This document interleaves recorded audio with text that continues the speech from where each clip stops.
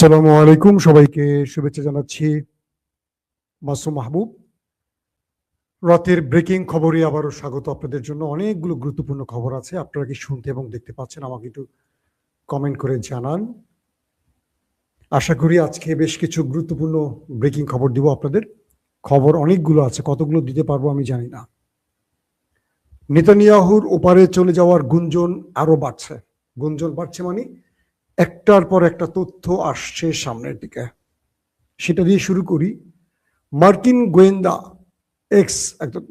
একজন মার্কিন গোয়েন্দা স্কট রিডার তার টুইট অ্যাকাউন্টে অ্যাকাউন্টে দাবি করেছেন যে ইরানের হামলায় শুধু নেতানিয়াহু নন, তার ভাই এন্ড্রু নেতানিয়াহু দুজনই ওপারে চলে গেছেন।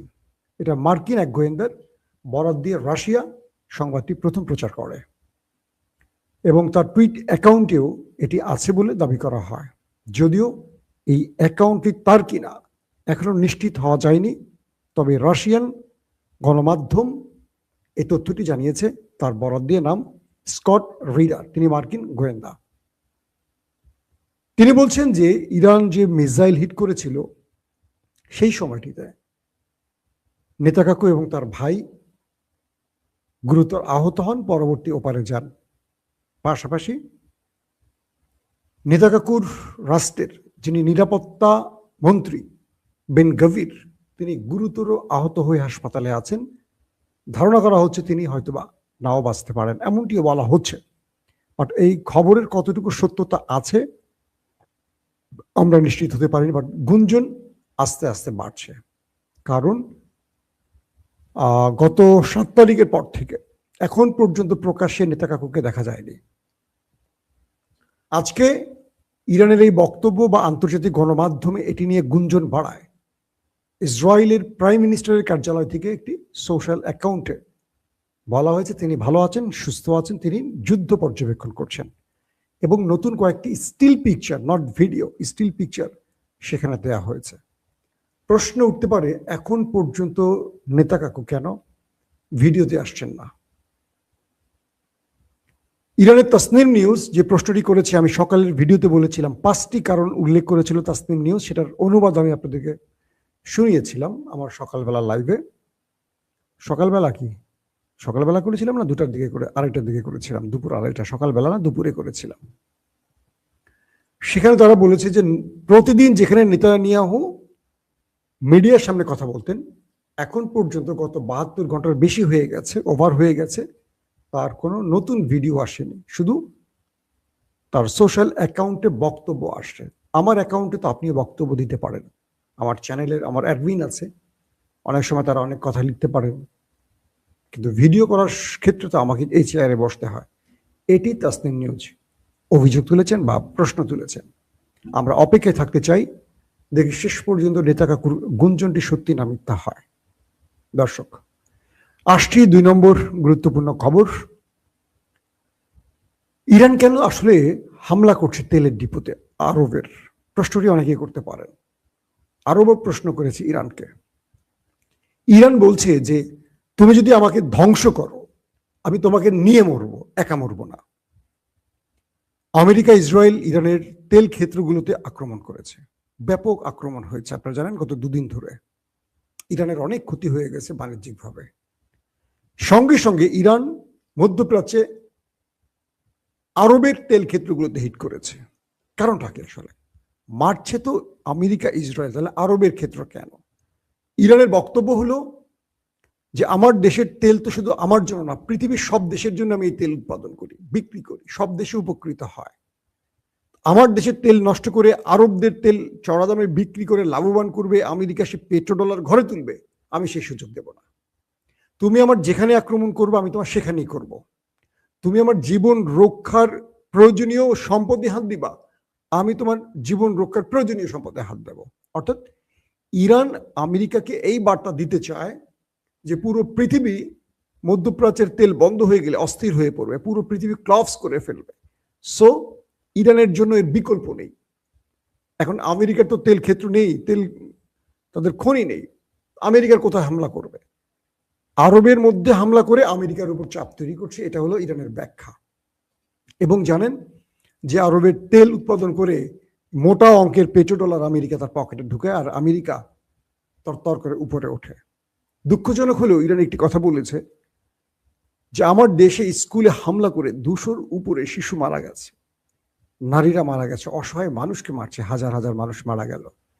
পৃথিবীর কোন একটি মুসলিম দেশ এটার জন্য ক্ষোভ জানালো না, কিন্তু ইরান কেন সৌদি আরবে বা আরবে হিট করছে এটার জন্য অনেকে দুঃখ প্রকাশ করছে। ইরান বলছে অনেকে আমেরিকা ইসরায়েলের নামটি পর্যন্ত উল্লেখ করছে না তাদের শোক বার্তায়। 57টি মুসলিম দেশ এতটা নীরব হলো কি করে? ইরান কি তার নিজের দায়িত্ব পালন করছে, নাকি বিশ্ব মুসলিমের জন্য কোনো কাজ করছে? এই প্রশ্নটির উত্তর আমাদের তারেক রহমান, পাকিস্তানের আসিম মনির কিংবা আনোয়ার ইব্রাহিম, তুরস্কের এরদোয়ানরা ভালো দিতে পারবেন। কারণ হলো ইরান যে কাজটি করছে, আর আমরা যদি সেই কাজের প্রশংসা বাদ দিই, শত্রুর নামটি উল্লেখ না করতে পারি, এটা আমাদের সবচেয়ে বড় লজ্জা। কারণ আল্লাহ রাসূলের হাদিসগুলো এরকমই আসছে, শেষ জমানায় মুসলমানরা মৃত্যুর ভয় পালাবে, কিন্তু মুসলমানদের মৃত্যু তারা করবে। ইমানদারদের কখনো মৃত্যুর ভয় থাকতে নেই। দর্শক, দ্বিতীয় গুরুত্বপূর্ণ খবরটি হলো যে আমেরিকা ঘোষণা দিয়েছে তারা হরমুজ প্রণালী খুলবে, প্রয়োজনে 20 গুণ অ্যাটাক বাড়াবে যে কোনো ভাবে। আর ইরান বলছে ওয়েলকাম আমেরিকা, তুমি আসো হরমুজ প্রণালীতে, আমি তোমার জন্য ওয়েট করছি। একদম ঠিক এই ল্যাঙ্গুয়েজটাই বলছে। আমেরিকার ট্রাম্প তার বাহিনীকে বলেছেন প্রয়োজনে 20 গুণ হামলা বাড়াও, হরমুজ খুলে দাও। কারণ আরব রাষ্ট্রগুলো বলছে তারা তেল উৎপাদন বন্ধ করে দিবে, বা বন্ধ করে দিয়েছে, বা একদম স্বল্প মাত্রা চালু রেখেছে। এতে করে $200 ব্যারেল তেলের দাম উঠতে যাচ্ছে। যেভাবে তেলের দাম বাড়ছে, আমি এইটুকু বলতে পারি, তেল কিনে আমাদের মতো দরিদ্র দেশ আর কিচ্ছু করতে পারবে না। প্রোডাকশন খরচ কোথায় গিয়ে ঠেকবে দেখেন না। আরব রাষ্ট্রগুলো বলছে যদি অব্যাহত হামলা চলে আমরা তেল উৎপাদন পুরোপুরি বন্ধ করব। এই মুহূর্তে আরব প্রায় একদম নিচে নামিয়ে ফেলছে তেল উৎপাদন, পুরো পৃথিবী অস্থির হয়ে পড়েছে, চাপ বাড়ছে আমেরিকার উপর। তাই আমেরিকা হরমুজ প্রণালী খোলার জন্য বিশেষ ঘোষণা দিয়েছে।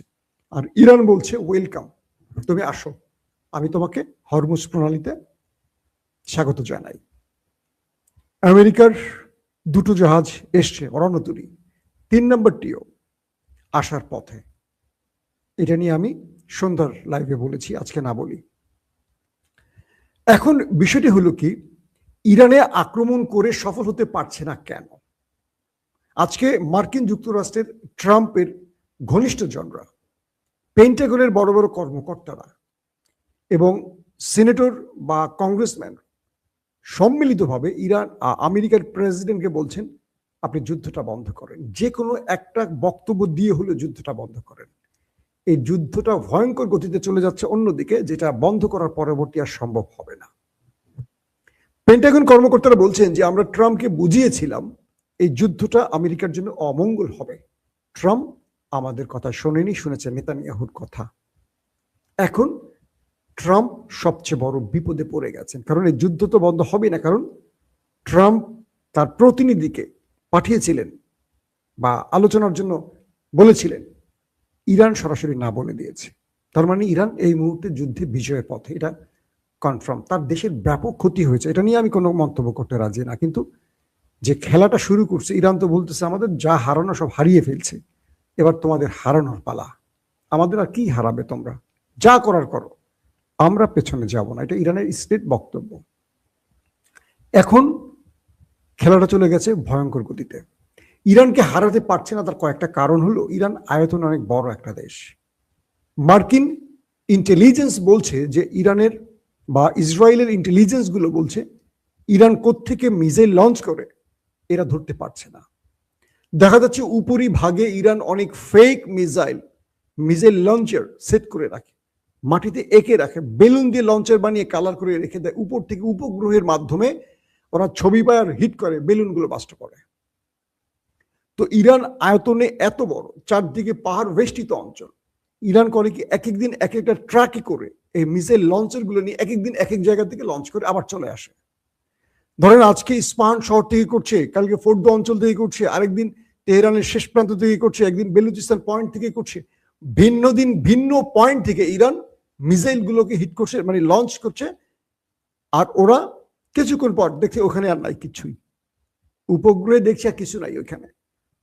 রাতের অন্ধকারে হিট করছে, এরপর ওই অঞ্চলে গিয়ে দেখে ধুধু মরুভূমি, কিচ্ছু নাই। মার্কিনীরা B-2 বোম্বার মেরেও কিছু করতে পারছে না। মাটির নিচে মিসাইল শহর বানিয়ে রেখেছে, পানির নিচে তারা মিসাইল শহর বানিয়ে রেখেছে। কত মিসাইল শেষ করবে?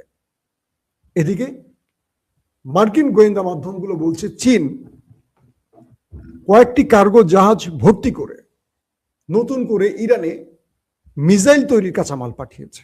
তার মানে ইরানের ভেতরে এখন প্রতিনিয়ত মিসাইল তৈরি হচ্ছে, উৎপাদন হচ্ছে, সব বলতে শুধু মিসাইল আর ড্রোন তৈরি হচ্ছে। একদিকে চীন পাঠাচ্ছে কাঁচামাল, অন্যদিকে রাশিয়া দিচ্ছে গোয়েন্দা তথ্য, স্যাটেলাইট তথ্য, ইলেকট্রনিক্স ওয়ারফেয়ারে ইরানকে সবচেয়ে বেশি হেল্প করছে এখন চীন, রাশিয়া। এইটা বলছে মার্কিন গণমাধ্যম, ওয়াশিংটন পোস্ট সহ আরো বড় বড় গণমাধ্যমগুলো। এই যে কার্গো জাহাজ ভরে চীন থেকে এসছে, সব কাঁচামালগুলো হলো মিসাইল এবং ড্রোন তৈরির জন্য। তার মানে ইরান একদিকে মারছে আর লম্বা যুদ্ধের জন্য মিসাইল স্টোরেজ বাড়াচ্ছে। তারপরে বলছে কি, এই মুহূর্তে দখলদাররা আক্রমণে সবচেয়ে বেশি ক্ষতিগ্রস্ত হচ্ছে। তার প্রধান কারণ ইরান তার যুদ্ধের প্রথম কয়েকদিনে, প্রথম 7 দিনই ধরেন, আমেরিকা এবং মধ্যপ্রাচ্যে তার সকল প্রতিরক্ষা ব্যবস্থা ধ্বংস করে ফেলেছে। দখলদারদের বিভিন্ন ওপেন সোর্স ইন্টেলিজেন্স বলছে মধ্যপ্রাচ্য থেকে এখন কোনো মিসাইল ইন্টারসেপ্টার করতে পারছে না। এগুলো সরাসরি চলে যাচ্ছে সেই দেশটির ভেতরে এবং টার্গেটে হিট করছে। ভারতের একজন সাংবাদিক সেই দেশটি থেকে ফিরে এসে বলছেন তারা যে বাংকার বানিয়েছিল বিশাল ব্যয়বহুল করে, অনেক মানে মূল্যবান বাংকারগুলো, সেই বাংকারগুলোর ভিতরে মিসাইল হিট করে প্রচুর মানুষ মরে পড়ে আছে। কে বলছে? ভারতীয় সাংবাদিক, সেখান থেকে দেশে ফিরে এসে। তার মানে হলো যে তথ্যগুলো আমরা দেখতে পাচ্ছি না, নীরবে কি ঘটছে ওখানে একবার কল্পনা করেন। কারণ সেই দেশ থেকে এই তথ্য বা এই ভিডিও দেখানো নিষেধ করে ফেলছে রাষ্ট্রীয়ভাবে। যারা করবে তাদের গ্রেফতার করা হচ্ছে। এখন যে বিষয়টি হলো, এই মুহূর্তে ইরান আসলে আর কোনো ছাড় দিতে রাজি নয় তাদেরকে। তারা বলছে আমাদের সামনে আর কোনো পথ খোলা নেই, একটি পথ খোলা। যারা ট্রাম্পকে যুদ্ধ বন্ধে পরামর্শ দিচ্ছেন, তার নিকট পরামর্শকরা, তারা বলছেন সময় থাকতে মিস্টার ট্রাম্প আপনি যুদ্ধ বন্ধ করেন।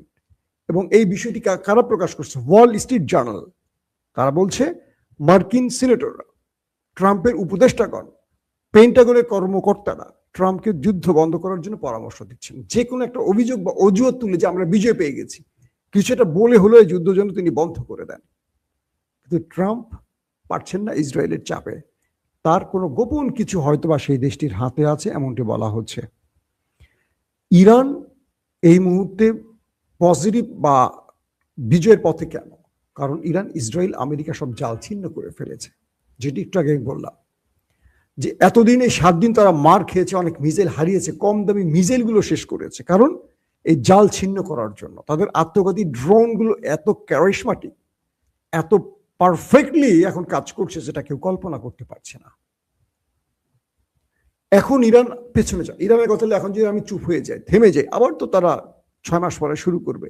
এটি সুযোগ তাদেরকে দোলে মুচড়ে শেষ করে দেয়া, যেন আর সোজা হয়ে দাঁড়াতে না পারে। এখন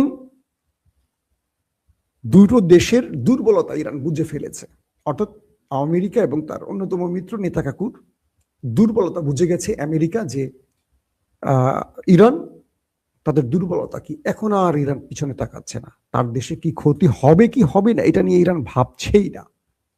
ইরান মনে করছে এই দুর্বলতার সুযোগে আমাকে মূল কাজটি করতে হবে। দর্শক, এর পরের যে গুরুত্বপূর্ণ খবর সেটি হলো নেতাকাকুর বাড়ির সবচেয়ে গুরুত্বপূর্ণ স্যাটেলাইট সিস্টেমকে ইরান মিসাইল এবং ড্রোন অ্যাটাকে ধ্বংস করে ফেলেছে।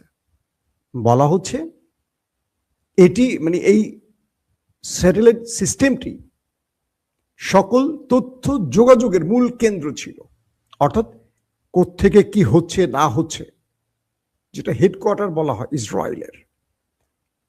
ইসরায়েলের বিমান বাহিনী এখন অন্ধ, কারণ তার মূল স্যাটেলাইট সিস্টেমটিকে অকেজো করে ফেলেছে ইরান।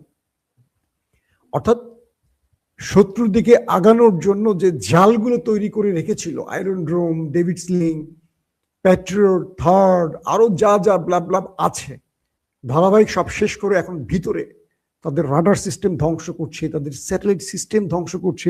এগুলো করে ইরান একদম চলে এসছে। বলা হচ্ছে সামরিক বাহিনীর যে মূল কেন্দ্রগুলো, এগুলোকে ওপারে পাঠিয়ে দিয়েছে ইরান। এখন সামরিক বাহিনীও অ্যাক্টিভলি টোটাল ফ্যাসিলিটি ভোগ করতে পারছে না, বুঝতেই পারছে না, অনেক সময় সাইরেনও বাজছে না যে কি আসছে, আবার সাইরেন বাজছে কিন্তু অ্যান্টি মিসাইল ফুরিয়ে আসছে। আবার যে মিসাইলগুলো ইরান ছুটছে, এই মিসাইলগুলো আয়রন ড্রোম খেতে পারছে না। আয়রন ড্রোম নিজে উপরে গিয়ে নিজে ব্লাস্ট করে নিজে পরে নিজের মানুষকে ক্ষতিগ্রস্ত করছে, কিন্তু শত্রু মিসাইলকে খতম করতে পারছে না। কি করবে এখন? এই পরিস্থিতিতে বিশাল এক চাপে পড়ে গেছে নেতা চাচার দেশটি। পাশাপাশি আরবকে আবারও যুদ্ধে টেনে আনার জন্য চাল চেলেছে ড্রাম চাচ্চু। তারা আরবকে বলছে তুমি যুদ্ধে আসো, আমি তো একা পারছি না, তুমি আসো। আরব বলছে তুমি পারছো না মানে কি? তোমাকে পেট্রোডলার দিয়ে যুগের পর যুগ যে পালছি, ট্রিলিয়ন ট্রিলিয়ন ডলার যে দিছি, তোমার সৈন্যরা কোথায়? সব তো পালাই গেছে। অর্থাৎ মার্কিন সেনারা ইরানের আক্রমণের পর তাদের ঘাঁটিগুলো ছেড়ে চলে গেছে কোথায়? আমেরিকাতে। এখন একা করে গেছে আরবদেরকে। আরবদের বলছে তোমরা আসো ইরানের সাথে যুদ্ধে। আরবরা বলছে যে না, এই মুহূর্তে আমরা যুদ্ধে জড়িয়ে আমাদের বাকি ক্ষতিটা করতে চাই না।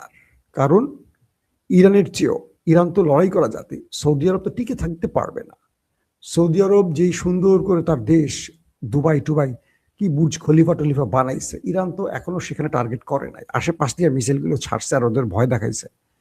যদি কোনোভাবেই যুদ্ধে আরব জড়ায়, গালফ কান্ট্রি জড়ায়, তাদের ইমারতগুলো থাকবে না, রাজ পরিবারগুলো থাকবে না, একদম টার্গেটে হিট করবে। এক একটা রাজ পরিবারের শত শত সদস্য, সবগুলোকে সহায় ফেলবে ইরান।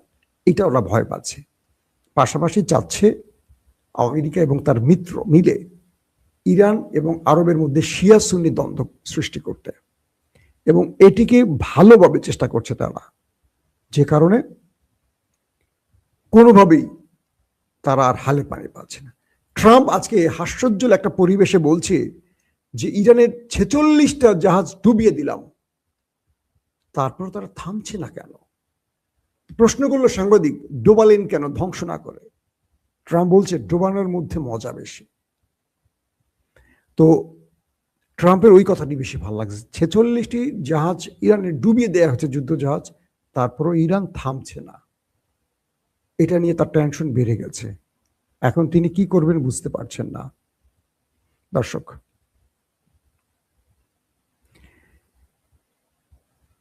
দখলদার দেশটির এখন মূল চেষ্টাটা হলো যে কোনোভাবে এই যুদ্ধ তাদের ঘর থেকে আরবের মধ্যে আনা। আমরা এটুকু বলতে পারি, আরব যেন এই ভুল পথে পা না দেয়। কারণ এখন পর্যন্ত আরবের প্রত্যেকটি দেশ, আরব আমিরাত, সৌদি আরব, তারা প্রত্যেকে স্টেটমেন্ট দিয়েছে তারা যুদ্ধে জড়াবে না এবং তারা যুদ্ধের পরিবেশ চায় না, তারা শান্তি চায়। আর ইরান তাদের শর্ত দিয়েছে যে তুমি যদি মার্কিনীদের খেদাতে পারো তাহলে আমি হামলা বন্ধ করবো, এবং তোমার ভূমি ব্যবহার করে যে আমার দেশের মধ্যে হামলা করছে এটা যদি বন্ধ করতে পারো তাহলে আমি আমার হামলা বন্ধ করব। এখন হরমুজ প্রণালীর ক্ষেত্রে আসলে কি হবে? কারণ হরমুজ প্রণালী দিয়েই এখন বলা যাচ্ছে অনেক বড় ঘটনা ঘটতে যাচ্ছে। দর্শক, আরেকজন গুরুত্বপূর্ণ ব্যক্তি স্কট রিডার, এটা তো আমি আপনাদেরকে আগে দিয়েছি। স্কট রিডার তিনি হলো জাতিসংঘের একজন কি বলবো সোলজার। তিনি বলছেন এই যুদ্ধে আমেরিকা হেরে গেছে। জাতিসংঘের একজন যোদ্ধা, পাওয়ারফুল ব্যক্তি স্কট রিডার, তিনি বলছেন, আমেরিকান ব্যক্তি, তিনি বলছেন এই যুদ্ধে আমেরিকা আসলে হেরে গেছে। এখন আমেরিকার লজ্জা নিয়ে ফিরে যাওয়া ছাড়া আর কোনো পথ খোলা নেই। এখন কি করবে ট্রাম্প, কি করতে যাচ্ছে সামনের দিনগুলোতে? না লজ্জা ঢাকার জন্য আরো ম্যাসিভ আকারে হিট করবে, না নিউক্লিয়ার অ্যাটাকে যাবে? এটা নিয়ে নানান প্রশ্ন তৈরি হচ্ছে। আমরা দেখতে চাই কি হয়। তবে কঠিন এক চ্যালেঞ্জের মুখে এখন ট্রাম্প আছেন। না পারছেন বন্ধ করতে, না পারছেন যুদ্ধ চালু রাখতে। কারণ ইরান নাছোড়বান্দা, ইরান জয় ছাড়া ফিরবে না, এতে প্রয়োজনে আরো ধ্বংস হয়।